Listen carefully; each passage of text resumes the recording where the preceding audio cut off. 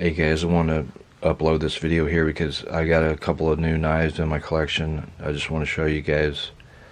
Normally I don't buy Parker Brothers that often, but I seen this one. I redesigned the clip point on it. We're going to look at that. These are Gutman. All these are Gutman. I look for the 440 stainless steel because it has the higher carbon content amount. 440 is essentially 440A. It's 0.60 to 0.75% carbon. So it's actually a pretty decent stainless steel if it says 440. Now this one's surgical steel.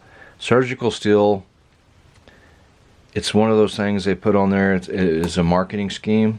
It's not, to me, it's a low tier stainless steel down there with 420. It's got about exact same amount of carbon, 0.15, very low carbon. It may have up to 0.25%. I've read in some sources it goes up to 0.25 for the surgical, and they'll mix 420s together and they just stamp it surgical. Now they'll perform, they'll cut. It's like I've said before, this 420, even if you got something that's 420, it's going to cut. I view 420 stainless as surgical. To me, it's more of a self-defense steel, like for daggers. But I reprofiled the clip point on this, made it really nice. This had just a very minimal clip point that came back. It wasn't very pronounced, so I brought it down, made it look real nice. It's got nice serrations. This could get you by in a survival situation, but with this type of steel, you're going to really you need to have a ceramic rod or a kitchen sharpening. You know, I like to take them and cut them. That way I get two of them. These are great for 420, 440 stainless, even 440C. Sharpen your blades right up. But I just love that this one was in really nice shape. I think I've got one other little Parker in my collection. I thought I'm going to grab this one up because it was a great price. Reprofiled the clip point, and it came out real nice. I just love that camo color. The index real nice. These other Gutmans here, let's look at this because we're going to get to this. I've got a really rare, this one right here is a Paragon Skorpion SP2. This one right here, they only made 800 of these. It was a company called Paragon back in the mid 80s. Let's go ahead and we'll just look at this one since I'm talking about it. We'll get back to these, but they only made 800 of these. They took a Swedish bayonet and they mounted it in a hollow handle tube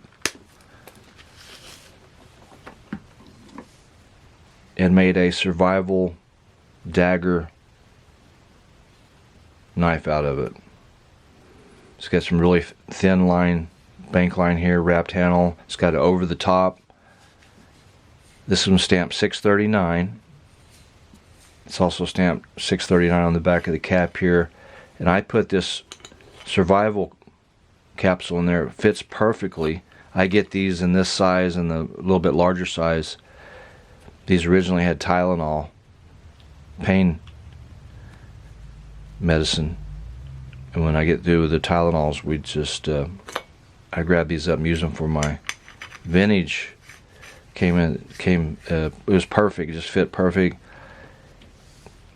And then what's interesting is this knife, this Skorpion SP1, is 40 years old. It came to me. There was no secondary cutting edge on this knife. So for 40 years, this knife, nobody had a cutting edge on it. The dagger didn't have, it couldn't cut anything. It was dull as a butter. I put a razor sharp secondary cutting edge on here. You can see it.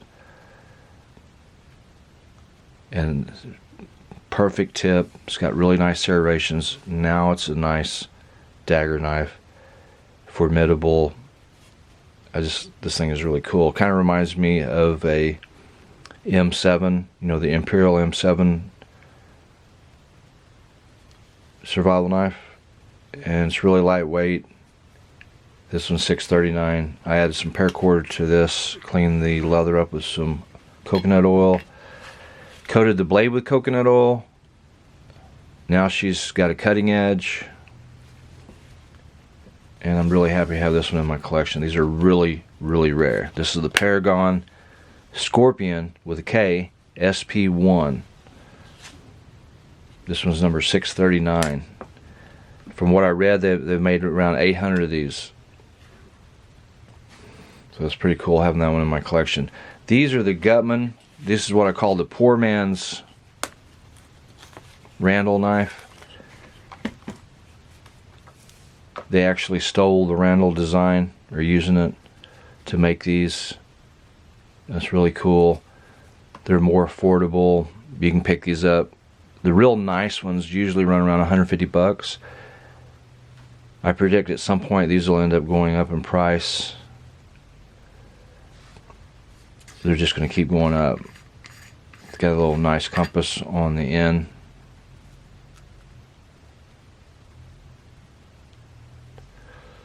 What I love about these, if you can get a hold of one of these Gutmans, and they're not hard to procure at the price that they are listed at.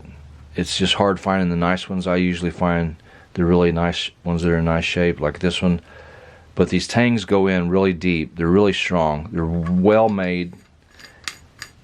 And I think for a budget-friendly survival knife, you could grab one of these up, throw it in your bug-out bag, put one on your four-wheeler, put one out at your bushcraft hunting place, your outdoor, your wooded cabins, or your survival cabins, your hunting places. Throw one on your boat.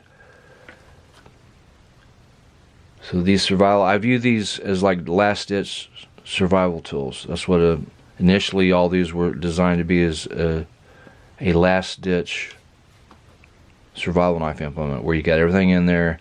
You're having to hit the woods and you have to survive. So that one's real nice, and I've got one in black over there. This was camo. Just thought I'd throw this video on here for you guys real quick. I appreciate you. I'll catch you guys on the next one.